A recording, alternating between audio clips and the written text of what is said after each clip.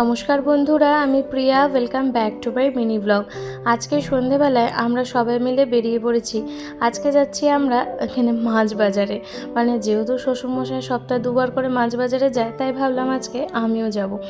আর এখানে দেখো দিল্লির ফেমাস সিআর পার্ক, যেখানে কিন্তু বাঙালি মাছ সবজি অনেক কিছু পাওয়া যায়। আর সবথেকে বেশি ভালো লাগে এখানে সবাই বেশ বাংলাতেই কথা বলে। আর আমি অনেকবার সিআর পার্কে এসেছি, কিন্তু মাছ বাজারে ভেতরে ঢোকা হয়নি।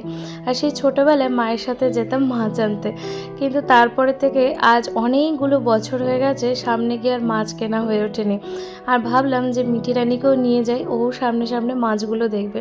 তো এই যে চলে এসেছি মাছ বাজারে, এনার থেকেই শ্বশুরমশাই নেয়। বহু পুরনো হচ্ছে মাছের দোকান। আর যেখানে দেখতেই পারছো কত সুন্দর সুন্দর চিংড়ি মাছ, রুই মাছ, এমনকি বেলে মাছ, পাবদা, প্রচুর রকমের পুঁটি মাছ, নানান রকমের মাছ উঠেছে, শুধু ইলিশ মাছটা বাদ দিয়ে। আর আমারও বেশ ভালো লাগলো, অনেক দিন পরে আসলাম মাছ বাজারে। আর সবাই এত সুন্দর বাংলাতেই কথা বলছে, তাই বেশ আরও ভালো লাগছে। তাই ভেবেছিলাম তোমাদের সাথেও শেয়ার করব দিল্লির এই সিআর পার্কের মাছ বাজারটা।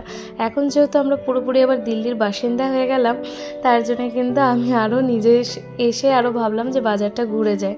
মাছ কেনা হয়ে গেছে, তারপরে চলে আসলাম এখানে এই দোকানে, যেখান থেকে একটু চাল, মুড়ি, তারপরে ঘি, বিশেষ করে গোবিন্দভোগ চাল, ঝর্ণা ঘি, যেগুলো কিন্তু খুব ভালো লাগে। আর এখানে সব এই বাঙালি খাবারগুলো পাওয়া যায় বলে আরও বেশি ভালো লাগে।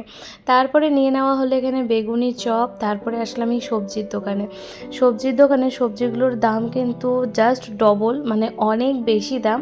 কিন্তু তবুও ভাবলাম, সে একটা দেখলাম লাউয়ের ডগা মতো ছিল, তাই সেটাই কেনা হলো।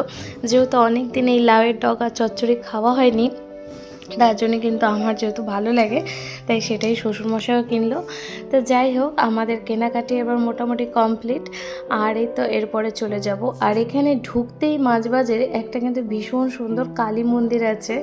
তো তোমাদেরকে একটু হয়তো দেখিয়েছিলাম, তাই যাওয়ার সময় আমি আর একটু ভালো করে মায়ের দর্শন করে নিলাম, যে কালী ঠাকুরের মন্দিরটার এত সুন্দর সন্ধ্যেবেলা আরতি হচ্ছিল। যাই হোক, পুজো পাঠ কমপ্লিট করে তারপরে আমরা একটু বেরিয়ে পড়লাম। আর সামনে একটা মিষ্টির দোকান ছিল, যেখানে কিন্তু খুব ভালো ভালো মিষ্টি পাওয়া যাচ্ছিল। তো অনেক দিন পরে এত সুন্দর সুন্দর এই মিষ্টিগুলো দেখে আমার তো প্রায় প্রত্যেকটাই খেতে ইচ্ছে করছিল। তারপর এখান থেকে সেই মৌচাক, সে মানে আমাদের যে বেঙ্গলের ফেমাস মৌচাক, সেটাই আমি ভাবলাম কিনবো। তারপরে সেই মৌচাক মিষ্টি কিনে তারপরে আরও সিঙ্গারা টেঙ্গারা যা যা দরকার সন্ধেবেলার খাবার কেনাকাটি করে ফাইনালি কিন্তু আমরা বাড়িতে চলে আসলাম। তো একটা ছোট্ট মিনি ব্লগ তোমাদের সাথে শেয়ার করলাম। যদি তোমাদের ভালো লেগে থাকে, অবশ্যই কিন্তু আমার চ্যানেলের সাথে থেকো।